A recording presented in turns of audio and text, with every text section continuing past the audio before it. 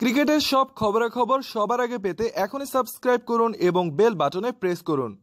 ইংল্যান্ডে অনুষ্ঠিত হতে যাওয়া 2019 আইসিসি বিশ্বকাপে বাংলাদেশের বেশ সম্ভাবনা রয়েছে। গত কয়েক বছর বিশ্ব ক্রিকেটে ওয়ানডে ফরম্যাটে নিজেদের পরাশক্তিতে পরিণত করেছে টাইগাররা। বিশ্বকাপে তাই বাংলাদেশের দিকে নজর থাকবে বিশ্লেষকদের। দল নির্বাচন থেকে শুরু করে বিশ্বকাপ জয়ের জন্য বিভিন্ন পদক্ষেপ গ্রহণ করতে হবে বাংলাদেশ ক্রিকেট বোর্ড বিসিবিকে, এমনটা মনে করছেন ভারতের জনপ্রিয় ধারাভাষ্যকার গৌতম ভিমানি। আগামী 30 মে পর্দা উঠবে 2019 আইসিসি বিশ্বকাপের। আসন্ন বিশ্বকাপকে সামনে রেখে নিজের পছন্দের বাংলাদেশ স্কোয়াড নির্বাচন করেছেন গৌতম ভিমানি। তিনি এমন দল নির্বাচন করেছেন যে দলটা বিশ্বকাপ জয়ের যোগ্যতা রাখে।